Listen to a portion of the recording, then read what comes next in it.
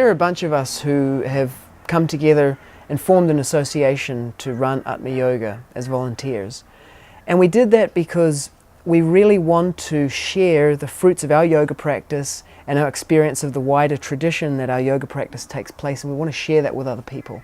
And so we've created Atma Yoga as a vehicle so that we can do that. We can meet with people and we can share with them what we have.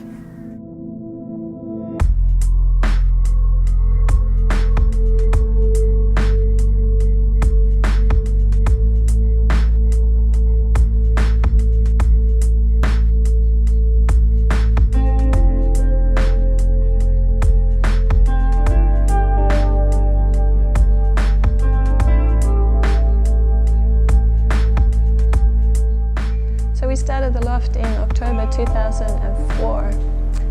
Paramsaya, Sitapati, Prahlad and myself in a small space near Govinda's. And after a couple of years there, we moved over here to Atma Yoga, built it up. But we had a much larger group of people by then. Many people now are vegetarian, they do yoga daily or regular practice, and yeah, you can see how yoga can change people's lives. Definitely, yoga is the cure-all. Not just on the physical level, because you find after practicing yoga, it actually changes your consciousness. Your consciousness is affected by it, even though it starts on the seeming, on the gross level, the physical level, but it's a practice that in such a way it affects, everything that you do with your body affects your mind. And this particularly is designed to bring about that change. I feel to get the full benefits of living a yoga lifestyle, you have to do it regularly.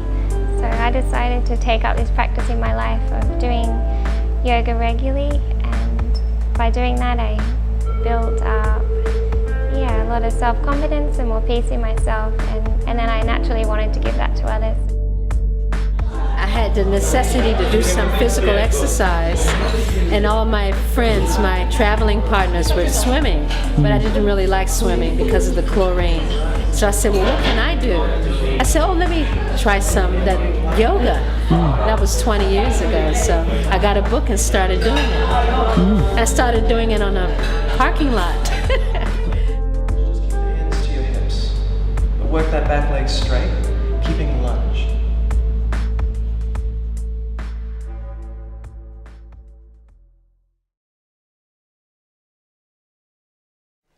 How did you get interested in yoga? How did that all start? Do you really want to know? Yeah, my life was going in a direction that I didn't want it to. And yeah, I was conscious of that. I wanted to get out of the rut that I was in with drugs and etc. So I was looking for something. I didn't know what. And then I found this book on my mother's bookshelf. It was Light on Yoga, Iyengar's book. How did she, what was she doing? Well, she used to do yoga. Oh, okay. She hadn't done it. Well, actually, she had been doing it, but just once a week at a class, and I didn't know she had that book, and so when I found it, it was like a treasure. I was just looking through it, and it was, first of all, of course, you just get impressed with the postures, he just looks so amazing with all these flexible postures and strength and everything. So that's quite impressive, but what impressed me more was the philosophy, and it's a whole lifestyle. The yoga's a whole lifestyle, so yeah, I started practicing every day and a couple hours a day, but I was searching for something else. I started to get a bit lonely, just practicing all those hours of yoga per day by myself.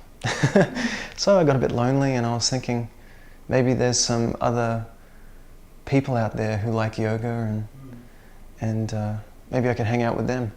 And so I was just thinking like that, and then I was walking down the street and I met Dhruva on the street, and he invited me to a loft over in Elizabeth Street, and then so I went there and I did the yoga and I met the people. I thought they were really nice, and then the teacher, Param, asked me whether I could teach because she was going away. So I said, sure. And then I started teaching. And then, yeah, from then we came over here, we moved over here because we got so large, so many people were coming. So we had to move, we found this place. And then I helped to, you know, sand the floors and paint the walls and everything like that.